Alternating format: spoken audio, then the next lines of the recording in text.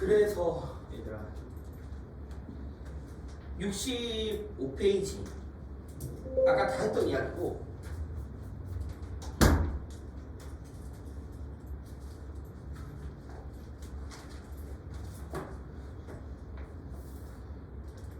근데 이제 공리주의에 싱어도 있는데 벤담이라는 사람도 있잖아, 맞지? 근데 벤담 입장을 어차피 이어받은 사람이 싱어라서 그냥 문제가 벤담 싱어 구분 없이 싱어로 풀면 돼. 알겠죠? 그래서 만약에 너희가 오늘 과제에서도 뭐 해설지에는 벤담의 글이다라고 나와 있더라도 그냥 싱어로 풀어도 됩니다. 어차피 벤담 싱어 똑같아요. 그리고 아까 싱어랑 네번 잘 구분 좀 해야 되고 그래서 밑에 보시면 제가 아까 나눈 거에서 맞죠? 요거 싱어랑 네번 비교하는 건데 여기서 조금만 더 추가하면 아까 코엔이 있는 거지. 그러니까 코엔에 만약에 코엔을 추가하게 되면 코엔이라는 사람은 도덕적 고려의 기준이 윤리규범 보완 능력 이 기준이고 동물 실험 당연히 찬성하고 맞죠? 그리고 코엔이라는 사람은 쾌고 방송력은 전혀 관련이 없다. 동물이 가지고 있으나 관련이 없다. 뭐 이런 것들이 코엔을 추가하면 되는 거고요. 알겠죠? 자 나머지 사상가는 뭐 다 했습니다. 네, 다 했고요. 그래서 67페이지에 얘들아 글 한번 봐. 67페이지에 일단은 싱어글부터 먼저 보자. 2번 가로 2번 자 네번째 주조사 동물을 차별하는 것을 종차별주의라고 했다.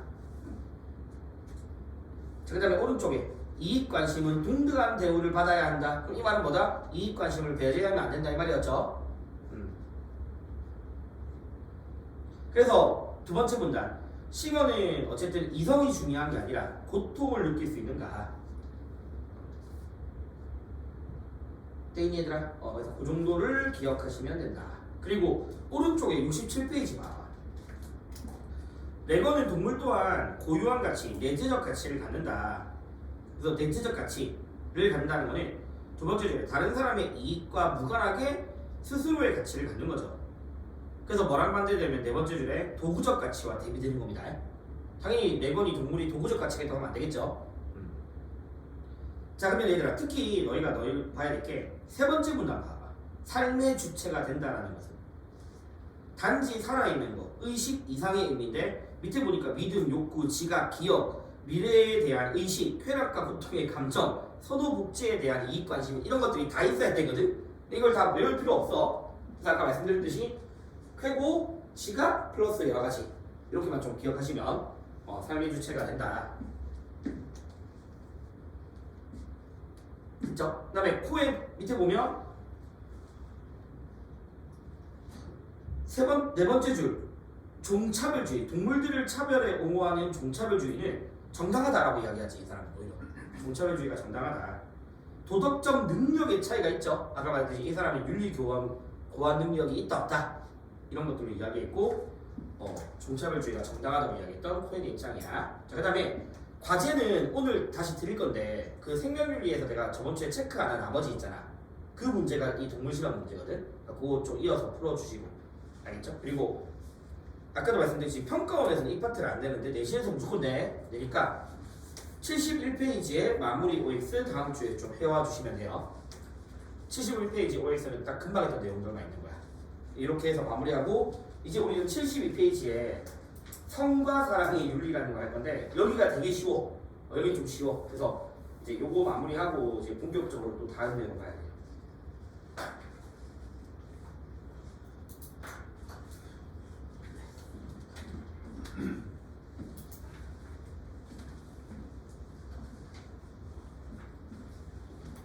새로운 단어입니다.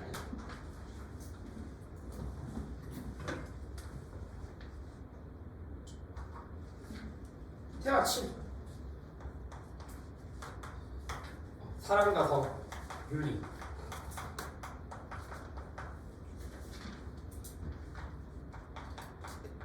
혹시 내가 저번주에 성규씨 어디까지 줬니? 성가사랑 줬지?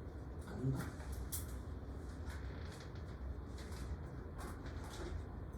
안 줬나 보다. 내가 이따 줄게.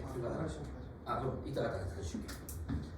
네, 성가사랑 관련해서는 1번 이 사랑과 관련해서 우리 누구를 좀 기억해야 되냐면 에리 프로이라는 사람의 글이 나올 거야. 근데 이 글도 외우는 게 아니라 비문학 독해야. 알겠죠? 그래서 에리 프로이 말하는 이 사람의 책 제목이 사랑의 기술이라는 책이거든. 그래서 이제 이 사람이 말하는 사랑이란 무엇인가 뭐 이런 것들을 좀 기억하시면 됩니다. 근데 어쨌든 에리 프롬에서 기억해야 될 거는 이 사람은 사랑이라는 것도 기술이다. 그러니까 지식이 필요하다. 사랑에 대한 지식도 필요하고 뿐만 아니라 훈련 또는 실천 이런 것들도 좀 필요하대. 필요하고요. 그 다음에 두 번째, 그나마 내신에서 또 물어볼 수 있는 게 이 사람이 말하는 사랑의 요소가 있어. 네 가지. 사랑의 요소 네 가지가 있는데 이게 수능에서는 솔직히 안 외우거든. 진짜 외울 필요가 없는데 내신 문제에서는 또 외우라고 해. 단답형으로. 그래서 내신 문제에서 외워야 될 수도 있어. 네 가지 요소가 있어. 보호, 책임, 존경, 그리고 이해. 이게 네 가지가 LAP로 말하는 사랑의 네 가지 요소야. 그래서 보호라는 거는 사랑하는 사람에 대한 관심을 가지는 거야. 사랑하는 사람에 대한 관심. 그 사람의 어떤 생명, 성장에 대한 관심을 가지는 거. 알겠죠? 그리고 책임이라는 건 뭐냐면 상대방의 요구에 대해서 내가 책임 있게 반응하는 겁니다. 알겠죠? 상대방의 요구에 대한 반응. 자, 존경은 있는 그대로 바라보는 거야. 내가 이 사람을 소유하려는 게 아니야. 알겠지? 소유하려는 게 아니라 있는 그대로 그 사람을 이해하고 인정하는 거. 있는 그대로. 이해는 그냥 말 그대로 이해입니다. 상대방을 깊이 이해하는 거. 그래서 이게 네 가지가 사랑의 구성 요소다. 그래서 요거는 사실 세 번째는 외우는 건 아닌데 그냥 참고로 어쨌든 이 사람이 말하는 바람직하지 않은 사랑이 무엇이고 바람직한 사랑이 무엇인가에 대해서 좀 구별을 해줄게. 외우는 건 아니고 긁으면 풀 수 있어.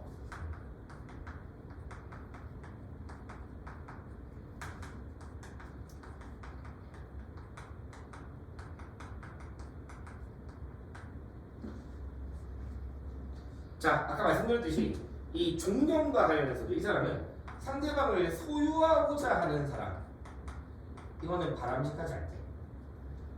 그렇지? 상대방을 소유하려고 하는 거. 과도한 걸 막 요구할 수 있잖아요. 그리고 아까 말했듯이 존재지향적이 돼야 돼. 존재지향적 사람.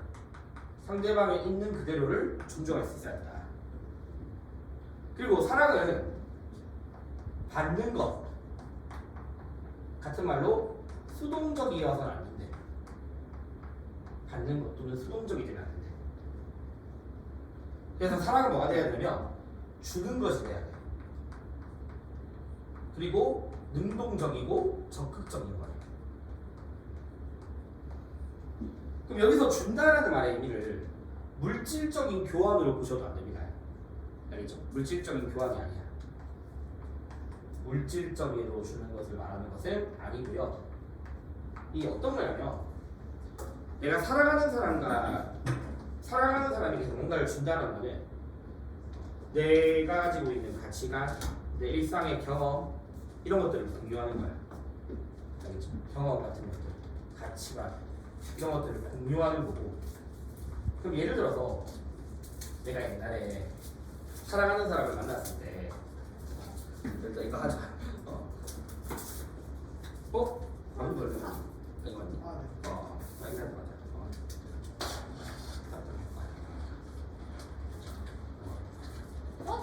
난 차가운 거.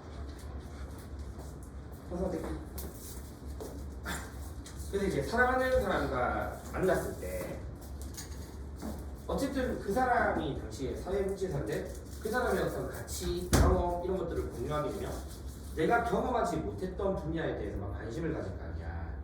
그렇지? 약자에 대한 관심을 가지게 될 거고 그러면서 내 삶이 더욱더 삶이 풍요로워지고 다양해질 수 있는 거잖아. 맞지? 이런 것들이 LAP를 준다는 의미야. 이렇게 이해만 하시면 돼요. 자, 그 다음에 꼭 나오는 거 절대로 사랑은 희생이 되어지면 안 돼. 그게 나의 희생이든 다른 사람의 희생이든 간에. 왜냐면 희생을 요구하게 되면 상대에 대한 과도한 착취로 이어질 수 있기 때문에 희생이 되는 데다 바람직하지 않다. 그래서 에리 프롬이라는 사람은 그러니까 기본적으로 상대와 내가 물론 감정적으로는 결합이 되어지겠지만 어느 정도의 분리를 좀 지향하는 사람이야. 무조건 내 것으로 만들 이런 느낌이 아니라. 알겠죠? 이런 사람이 에리 프롬이다. 그래서 요 어떻게 문제 나오는지 한번 봐야 되고 어쨌든 내신에서는 요거 외워라고 할 수도 있어. 자, 그 다음에 사랑과 관련해서 두 번째는 성과 사랑의 관계인데 좀 정확하게 말하면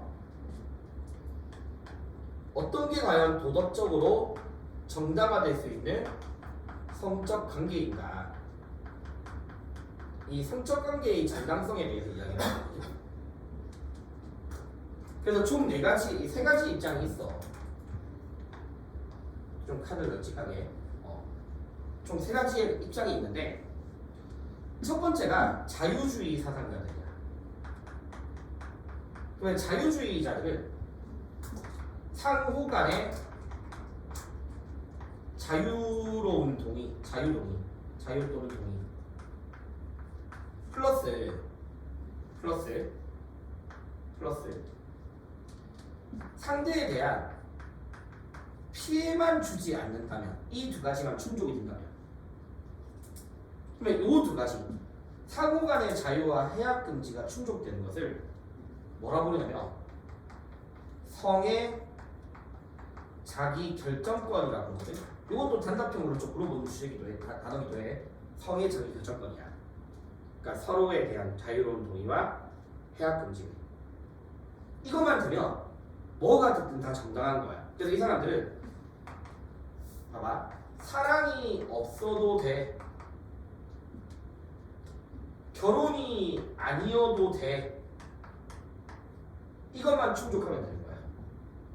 도덕적으로 정당하다. 그래서 자유주의는 쾌락을, 성의 가치 중에서 좀 쾌락을 목적으로 하는 주의자입니다. 그래서 왜 우리 홍대 헌팅포츠 같은 느낌에서 나오네요. 아니, 우리 발전이겠지만 헌팅포츠 클로는 쾌락을 목적으로 할 관계다. 대신 요거는 지켜줘야 되고요. 알겠지? 상호간의 자유로운 동의와 해악 금지. 그래서 다시 말하면 자유주의는 성의 자기 결정권이 도덕적인 성에 있어서 그것만으로도 충분하다라고 보는 필요 충분 조건으로 이야기를 하겠죠. 맞지? 근데 기억해야 돼. 자유주의라도 다른 사람한테 피해를 주면 안 됩니다. 해악 금지는 지켜줘야 돼요. 그렇죠? 상대방에 대한 책임을 부정하니 그건 절대 아니야. 책임을 부정한다고 하면 안 돼. 여기 이제 자유주의가 바라보는 도덕적인 성이고, 이제 위로 올라가서 중도주의가 있는 거야. 그럼 중도주의자들은 자유주의가 이야기하는 성의 자기 결정권, 당연히 있어야 돼. 이건 뭐 당연한 겁니다. 이건 당연히 있어야 돼. 이건 당연히 있어야 돼. 이것만으로 충분하지 않겠지? 그래서 중도주의는 반드시 플러스 뭐가 있어야 되면 사랑이라는 게 있어야 합니다. 사랑이라는 게 반드시 있어야 합니다. 사랑. 그러면 다시 말하면 중도주의는 뭐도 써도 돼? 결혼이 전제되어 있진 않아도 돼. 결혼이 전제되어 있진 않아도 돼. 땡기더라.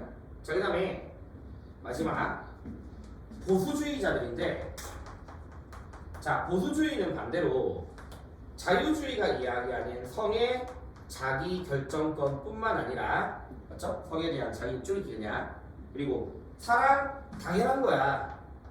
이거 없으면 안 돼. 당연한 겁니다. 이거 당연한 건데, 보수주의가 봤을 때 성적 관계가 도덕적이려면 결혼이 전제돼 있던가 또는 출산이 목적일 때 성적 관계가 정당화될 수 있다. 알겠죠? 결혼 또는 출산이 돼야 되고, 자유주의는 쾌락을 목적으로 한 쾌락적 가치를 중시하거든. 알겠지? 근데 보수주의는 그러면 출산이 목적이 돼야 되니까 성에 있어서의 생식적 가치를 중시한다는 거야. 생식적 가치. 맞죠? 중시하고, 또 그에 따라서 사회의 어떤 유지, 보존, 측면을 강조하는 게 보수주의 맞겠지. 출산을 통해서 사회를 유지하도록 한다. 그래서 세 개 중에서 좀 더 사회 유지적 측면, 알겠죠? 를 강조하는 게 보수주의다라고 보시면 됩니다. 근데 보수주의도 어쨌든 자기결정권과 사랑은 전제돼 있어야 봐. 다 했어야 돼. 그럼 이제 나머지 결론. 요 세 개의 공통점이 있어. 마지막 요 세 개의 공통점. 아까 말씀드렸듯이 자유주의자도 상대방의 인격을 존중해야 되겠죠? 책임을 져야 됩니다. 맞죠? 그러면 전부 다 성에 있어서의 인격적 가치는 다 인정한다라는 거야. 인격적 가치 인정하고요. 그다음에 뿐만 아니라 얘들아, 물론 자유주의가 쾌락적 가치를 중시하지만 중도주의나 보수주의가 성에 있어서의 쾌락을 부정하는 사람들은 절대 아니거든. 알겠지? 쾌락을 부정하진 않아. 그러니까 세 가지 전부 다 인격적 가치뿐만 아니라 쾌락적 가치도 다 뭐하고 있다? 인정은 한다.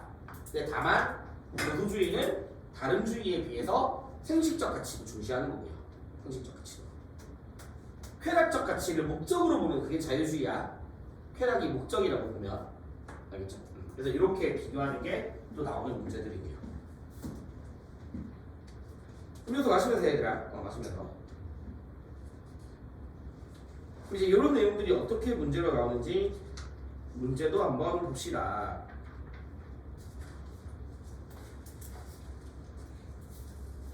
(5번) 문제랑 5번 문제 순서대로 할게. 5번 다음에 6번 푸시고 6번 다음에 3번 이렇게 3개 한번 풀어봅시다.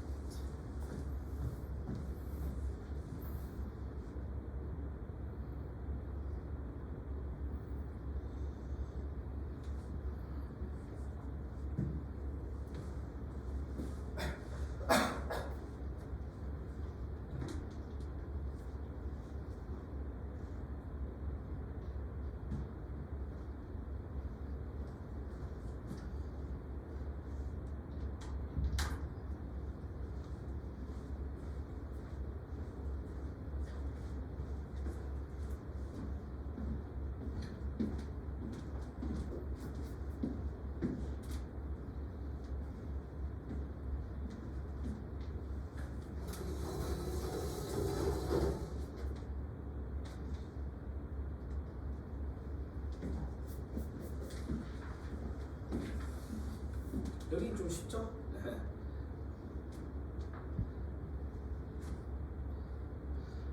보통 1학기 중간이 그때 말씀드렸듯이 대부분 고이들은 생명윤리 아니면 상가죽음쯤에서 끊어. 끊고 이제 여기는 확실히 2학기 기말고사 범위긴 해.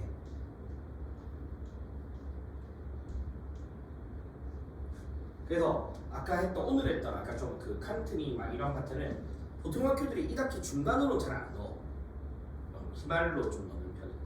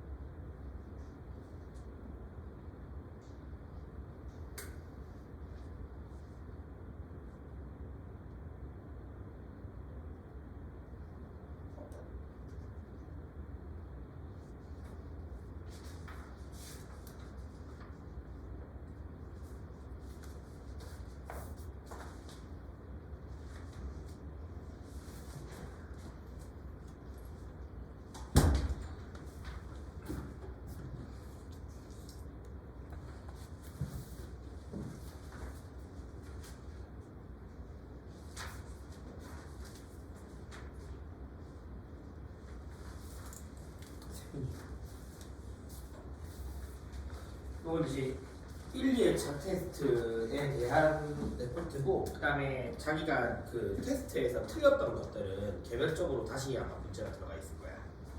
그래서 시간 날 때 틀린 거 다시 한번 검토해 보시고. 왜냐면 우리가 지금 안에 이 테스트의 문제들이 다 고3 평가원에 나왔던 문제들이거든. 그래서 한번 풀어보시면. 그리고 맨 뒤에는 뭐냐면 그 맨 뒤에 내가 그 일단 1, 2회차가 3가지군까지거든. 1, 2회차 테스트가 처음부터. 그래서 내가 미니 모의고사식으로 3세트를 만들었어. 뒤에 해설지도 있을 거야. 근데 이것도 마찬가지로 시간 날 때 복습 겸해서 한번 풀어보시면 돼요.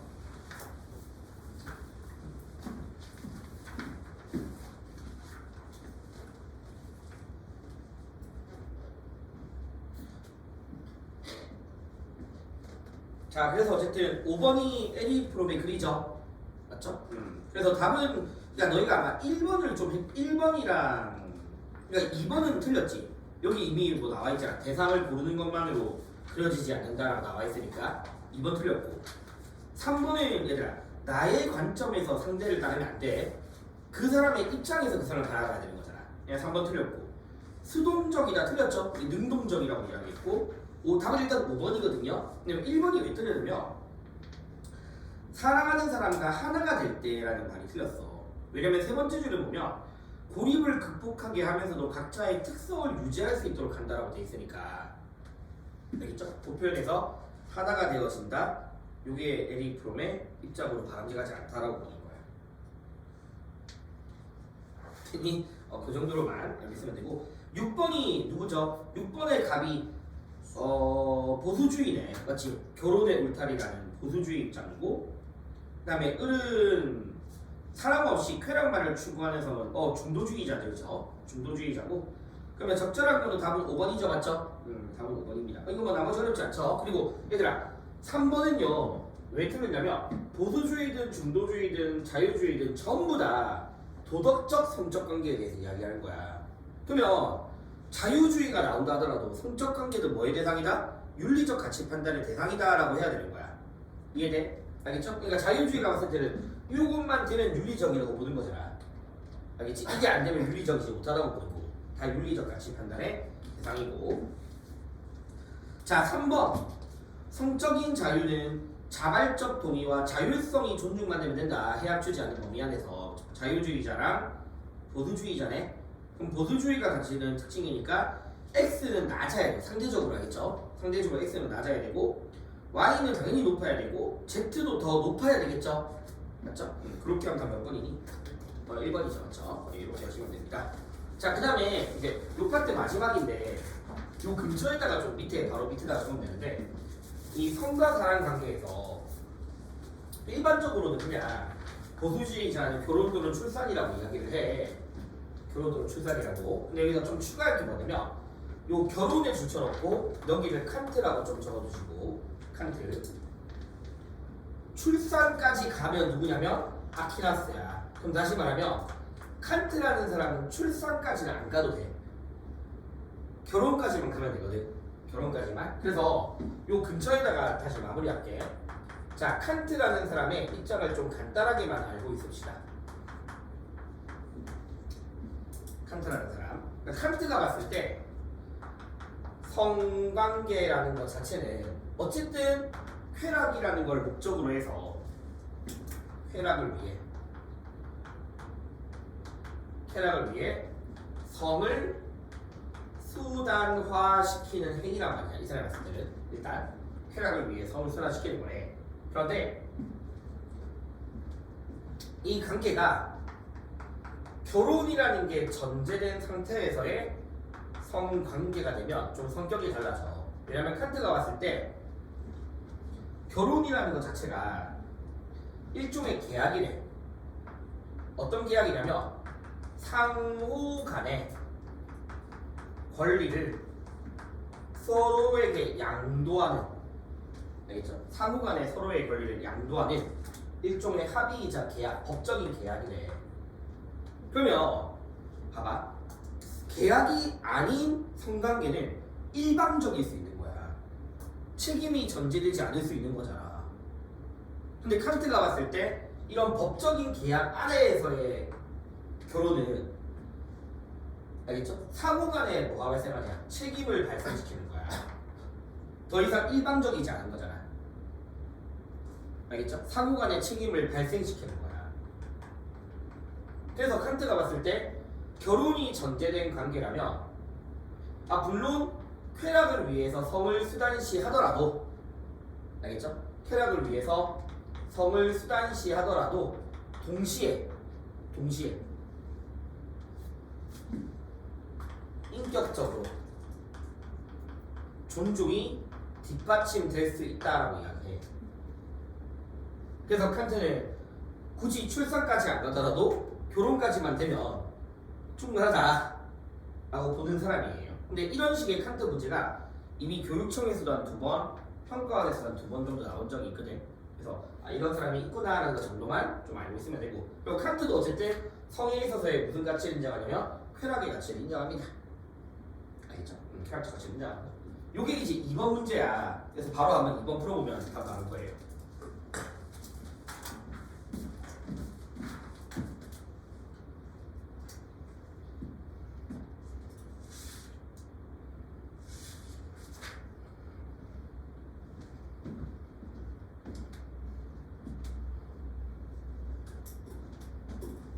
그래서 이 당시 아이들이 이제 이거를 깊게 공부 안 한 상태에서 딱 나왔으니까 보수주의라고만 생각했을 때 2번이랑 5번이 좀 고민되잖아. 맞지? 2번이랑 5번이. 그러니까 이제 애들은 그냥 사상가로 접근하다가 일반적인 문제가 가다고 해서 이왕이면 결혼보다는 출산이 더 나중이니까 그래서 5번을 많이 체크했었는데 답은 몇 번이니? 2번이죠. 알겠죠? 답은 2번입니다. 이렇게 큰 거 나오면 변했다. 자, 이제 우리 두 번째 주제 갈게. 성차별과 관련된 사상가들의 입장을 좀 알아야 된다. 성차별 관련된 사상가들. 이건 보통 여성에 대한 차별을 말하는 거고, 자, 사상가를 물어보면요. 1번 밀, 별로 안 중요하. 그냥 독해열 문항이야. 우리 앞에서도 공리주의자의 밀을 개개인의 뭘 강조했니? 자유를 되게 강조했던 자유주의 사상가였죠? 소수의 의견도 억압해서 안 되는 거고, 맞죠? 그리고 타인한테 피해 주지 않는 이상의 절대적 자유를 보장해야 돼. 그래서 뭐 밀은 어쨌든 여성에게도 직업 선택에 있어서의 전면적 자유를 보장하라. 이런 식의 이야기를 한다던가. 근데 독해형 문항이야. 알겠죠? 독해형이야. 그리고 어쨌든 공리주의자니까 공리주의 표현을 써. 그래서 미리 봤을 때 여성 차별은 사회적인 손실이다. 이런 식의 글이 있을 거예요. 근데 아마 내신에서 밀은 거의 물어보진 않을 거야. 이런 사람이 있다. 이거 정도 좀 알고 있으면 됩니다. 두 번째, 조금 그래도 알아야 될 사람. 독해형이라기보다는 좀 알아야 될 사람이 누구냐면 보부아르라는 사람이 있어. 보부아르라는 여성주의 학자고요. 이 보부아르 자체는 우리 왜 저번 주에 하이데거 할 때 잠시 말씀드렸지만 현대 철학 중에 실존주의라는 철학이 있거든. 뭘 강조하는 데 쓰냐면 개개인, 맞죠? 개개인의 선택, 주체성 그런 것들을 강조하는 거고, 이 사람은 좀 페미니즘의 되게 어머니라고 불리는 사람이에요. 그래서 이 페미니즘 여성주의 철학자인데, 자, 일단 이 사람의 책 제목이 뭐냐면 여성 제2의 성이야. 이 사람의 책 제목이 제2의 성인데, 이 제2의 성이 같은 말로 여성성이야. 근데 보부아르가 말하는 이 제2의 성이자 여성성은 뭐냐면 남성 중심의 사회 구조로 인해서 규정되어진 거야. 알겠죠?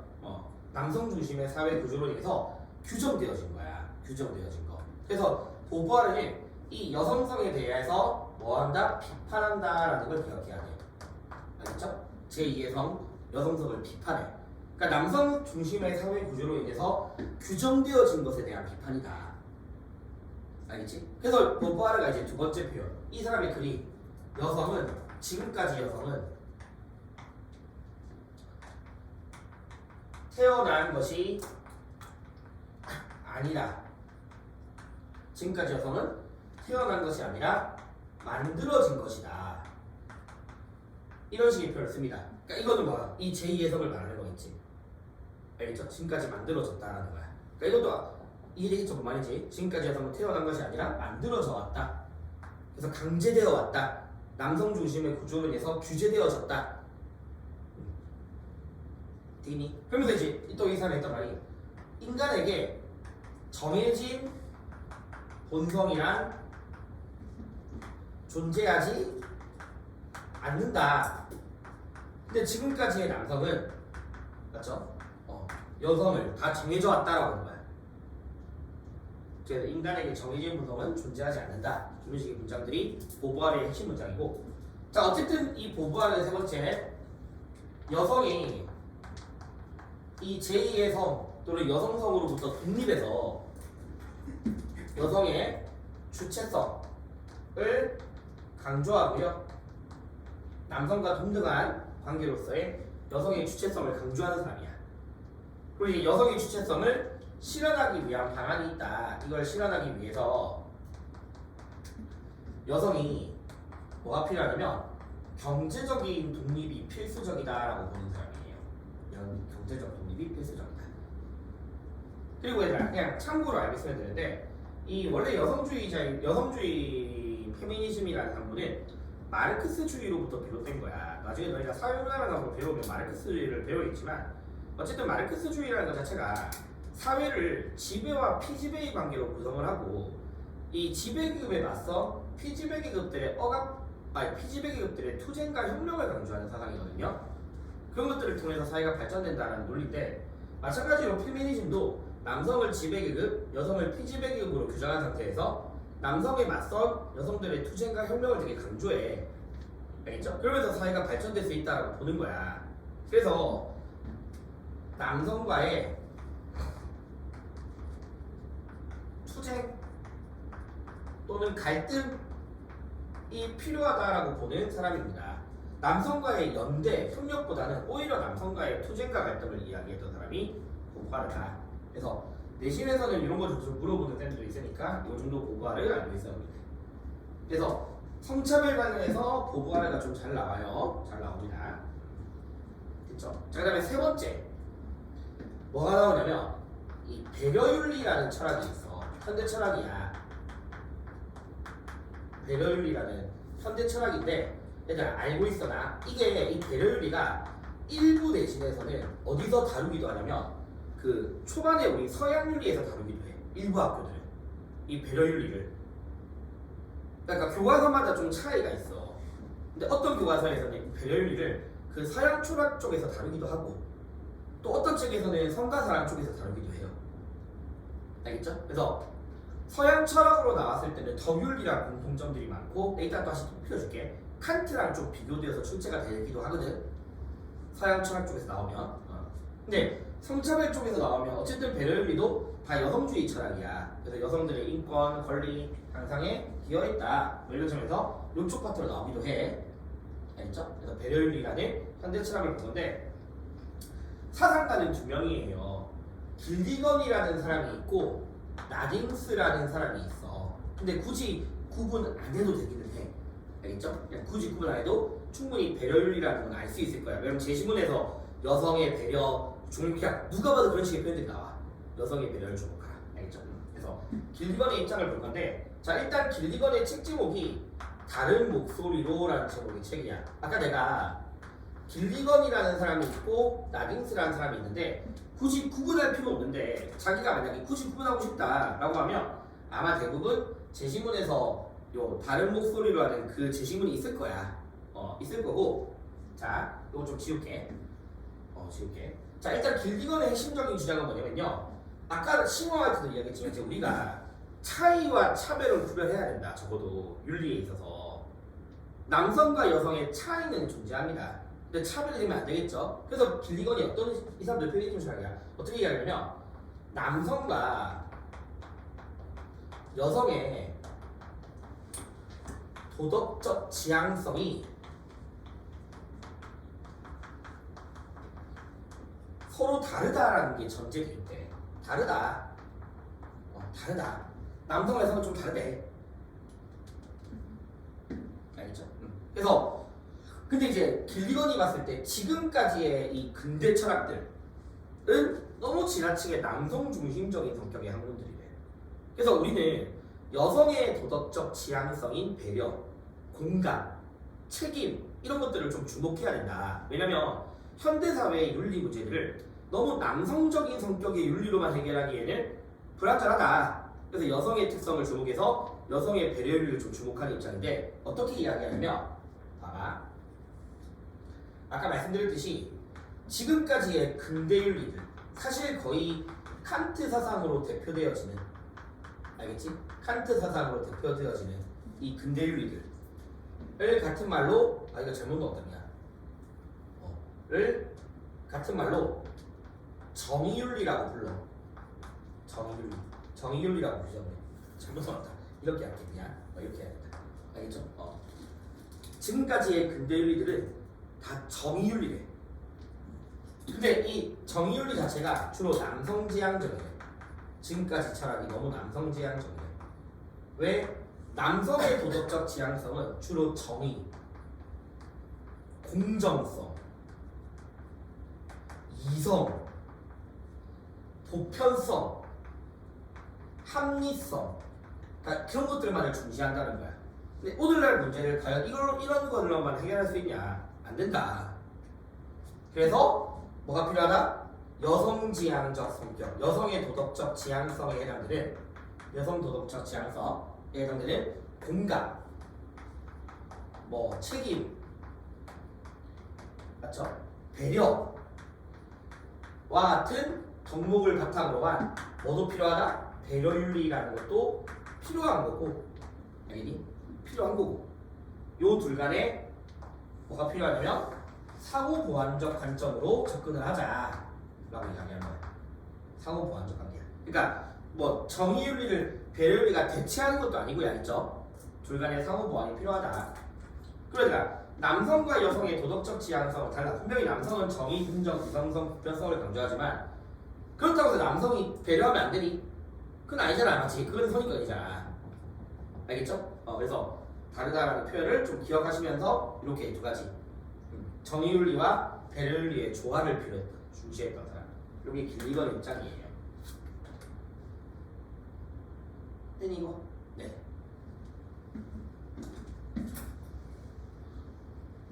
자, 이제 두 번째 나딘스라는 사람을 볼 건데, 이 나딘스가 실제로 거의 누구랑 비교하냐면 칸트와 비교되어서 출제가 잘 됩니다. 잘 되었었어. 서양윤리 쪽으로 나오면 칸트랑 비교돼서 출제가 좀 잘 돼. 왜 그럴 수밖에 없냐면, 자, 일단 나딘스도 첫 번째 상황, 칸트는 상황이라든가 맥락을 전혀 고려하지 않죠? 무조건적이고 절대적인 윤리 이야기하잖아, 맞지? 근데 이제 상황이나 맥락이나, 알겠죠? 에 대한 구체적인 거 이런 것들을 중시하고요. 상황, 맥락, 구체적인 거, 상황과 맥락을 고려하면서, 그래서 보편적이기보다는 특수하다라고 이야기를 하거든. 너무 보편적인 윤리보다는. 그리고 똑같이 여성의 도덕적 이런 것들을 강조하면서 나딘스가 써있는 단어가 뭐냐면 자연적 배려라는 이야기를 합니다. 를 강조하는데, 이 자연적 배려가 뭐냐면요, 뜻이 뭐냐면 저 사람을 배려하고자 하는 욕구 또는 배려하고자 하는 자연스러운 감정으로부터 비롯되어지는 배려야. 그러니까 칸트 배려같이 이게 옳기 때문에 하는 게 아니라 정말 자연스러운 감정으로부터 비롯되는 배려. 알겠죠? 그래서 칸트랑 비교되는 거예요. 왜냐면 칸트는 감정으로부터 비롯되는 것은 도덕적 가치가 없다라고 이야기하잖아, 맞지? 그러니까 칸트랑 좀 비교돼. 이 사람 그래서 욕구와 배려가 일치한다 이렇게 표현한 거예요. 욕구와 배려가 일치한다. 정말 자연스러운 감정으로부터 배려하고자 하는 욕구로부터 비롯되는 거. 그래서 이걸 마치 뭐와 같다라고 이야기했냐면 모성애와 같다라고 이야기했던 거야. 모성애와 같다. 그래서 이 자연적 배려가 모든 배려의 원형이다라고 이야기해. 적어놓을게. 모든 배려의 기준이다.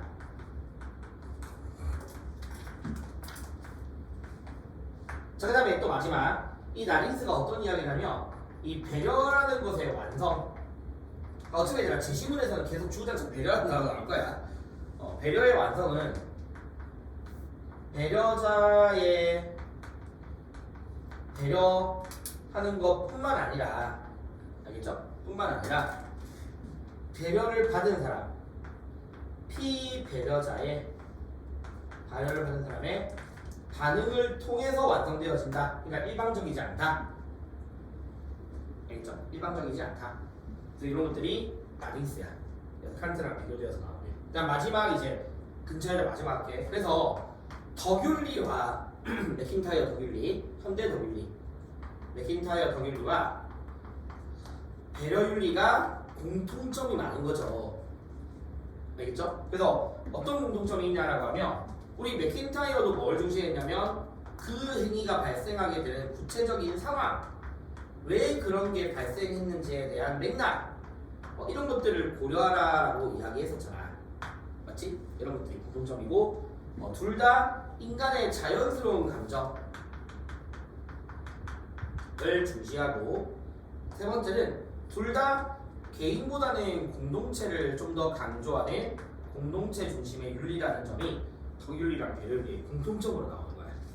그래서 서양 철학 쪽에서 나오면 이렇게 공통점을 물어보기도 해. 그럼 칸트랑 비교되기도 하고. 알겠죠?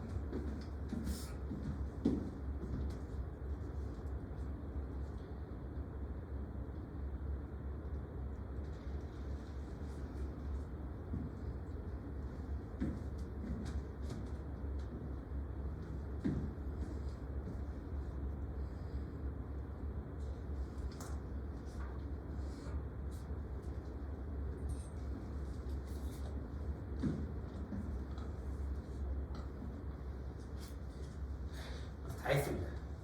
다 했고 이제 마지막 주제, 이 성과 사랑, 사랑과 성 마지막 주제가 가족윤리야. 가족윤리. 이제 당연히 보통 유교에서 제시하는 가족윤리를 좀 배우는 거고, 문제 유형은 이 관계가 무슨 관계인가를 찾는 거야.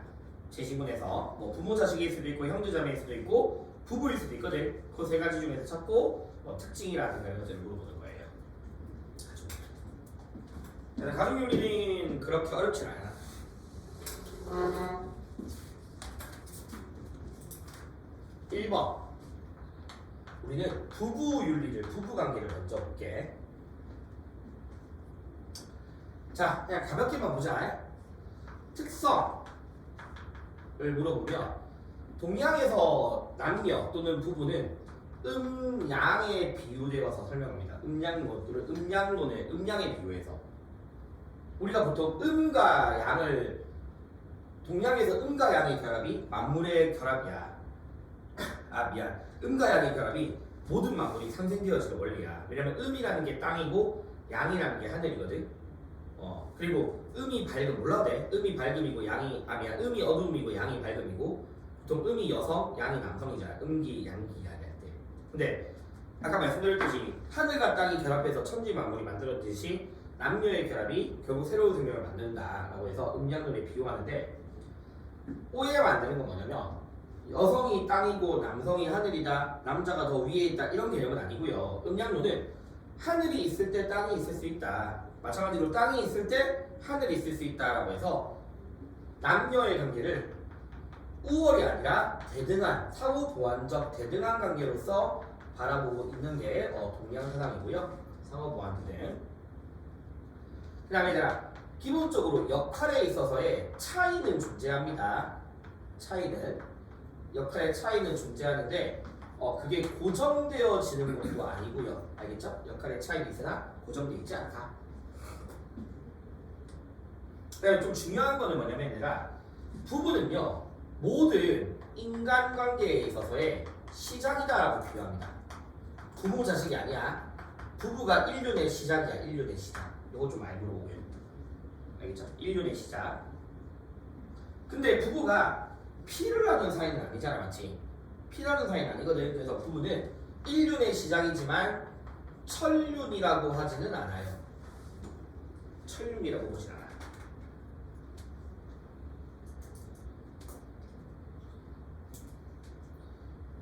이런 것들을 좀 기억하면 되고. 자, 그 다음에 덕목. 서로 간에 분별은 있어야 된다. 그게 부부 유별이에요. 분별이 필요하다. 그러니까 차이는 있어야 한다는 거야. 차이는. 알겠죠? 부부 유별. 분별이 있어야 돼. 원래 유교도 분별 강조하잖아. 부부에 있어서의 분별. 그리고 서로 지켜야 될 적당한 선도 있겠죠? 삼가해야 될 예법도 있는 거고. 삼가해야 될 예법, 부부 유별. 그 다음에 서로를 손님처럼 공경해야 돼. 그래서 상경, 서로를 공경해라. 여, 뭐뭐와 같이, 빈, 손님과 같이. 이런 덕목들이 나오면 이거 부부구나 라고 했죠.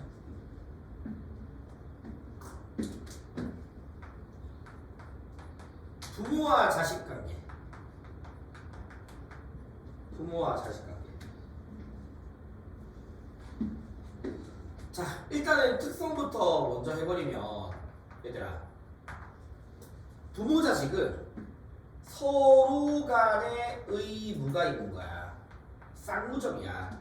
그러니까 서로의 의무가 있습니다. 일방적이면 안 되겠죠. 뭐 사실 모든 건 그렇지만, 이제 부모 자식 관련해서는 부모는 자식을 사랑해야 된다. 그게 자애. 자식은 부모에 대해서 효도해야 된다. 이런 거지. 쌍무적인 거야. 당연히 부모 자식은 천륜의 관계입니다. 피를 나는 사이죠. 그렇죠? 피를 나는 사이다. 그래서 오히려 덕목보다는 그래서 이런 것들을 덕목 부자자효, 이걸 부자자효라고 불러. 부자 유친 이런 덕목들 있잖아, 맞지? 부모와 자식은 서로 친밀해야 되고 이런 것들. 근데 우리가 뭘 좀 기억해야 되면 이 효와 관련된 내용을 좀 알아야 됩니다. 효와 관련된 내용. 이 유교 경전에서 효의 방법을 제시하거든. 그래서 단어를 기억해야 될 게 우리 불감회상. 불감회상. 이게 뜻은 신체를 훼손하지 않는 거. 아, 효의 시작이에요. 시작. 알겠죠? 효의 시작. 그 다음에 입신양명. 이거 뭐니? 이름을 널리 떠치는 거거든. 입신양명. 맞지? 이름을 떠치는. 이게 효의 완성이에요. 그래서 그때 왜 유교는 도가와 달리 적당한 명예도 필요하다. 그 밖에 이제 물질적으로 부모를 모시는 게 봉양. 물질적으로 모시는 거야. 물질적으로 지원. 그리고 정신적인 공경도 필요하죠. 양지. 그 밖에 뭐 되게 많은데 일단 요 정도로만 기억하시면 된다.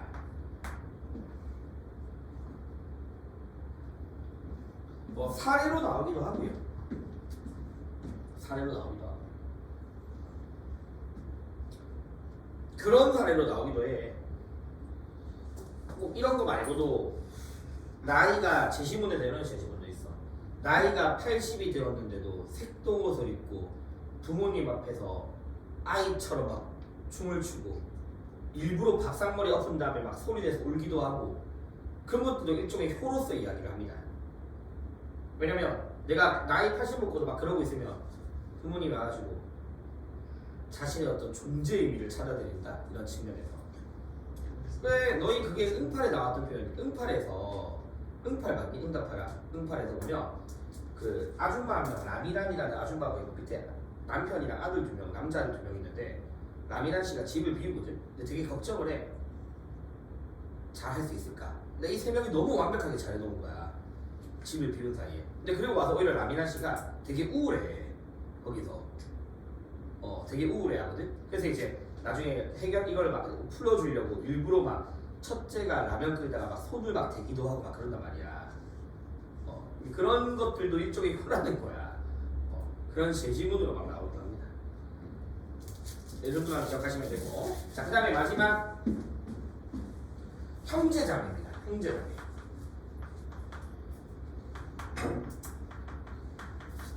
형제자매는 특성을 만약에 물어보면 일단은 수직적인 측면과 수평적인 관계가 동시에 보인다. 또 수직적인 측면은 나이의 차이가 있죠. 장류의 차이가 있고요. 맞죠? 장류, 나이의 차이가 있고 수평적인 이유는 같은 부모의 기운을 가지고 태어났다라고 이야기를 해. 같은 부모의 기운, 그걸 동기다라고 표현을 해요. 동기. 알겠죠? 그래서 수직과 수평이 동시에 있는 거야. 동시에 있고 당연히 형제자매도 서로 피를 나눈 사이죠. 천륜의 관계다라고 이야기를 하고요. 천륜의 관계. 그다음에 뭐 형제간에 자매간에 지켜야 될 덕목을 물어보면 서로 우애 있게 지내고 효도하는 거 효제. 아니면 제시문에서는 수족지의와 같다라고 표현해서 이게 무슨 관계인가를 물어봤어. 근데 수족지의가 손과 발과 같은 관계인데 여기 형제 관계 말하는 거야. 알겠죠? 그래서 요 정도로만 알고 있으면 됩니다. 어쨌든 천륜이 아닌 관계는 부부예요. 천륜이 아닌 관계. 자, 그래서 이렇게 해서 이제 우리가 7단원 다 했습니다. 7단원 다 했고, 자 이제 이게 이제 2단원 끝이거든요. 그럼 바로 여기서 문제 하나 풀어보고 쉬었다 할게. 4번? 아마 바로 할 거야. 너무 어렵지 않습니다. 4번. 되게 쉽게 풀 거예요.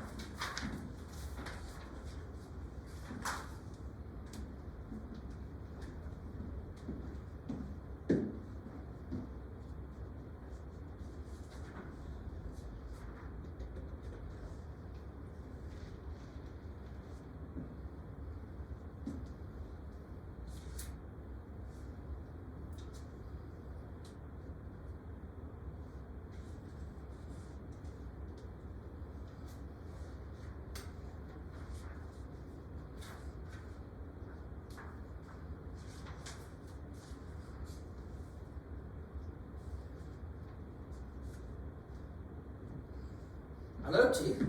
맞죠? 그래서 4번의 답은 5번이죠? 맞죠?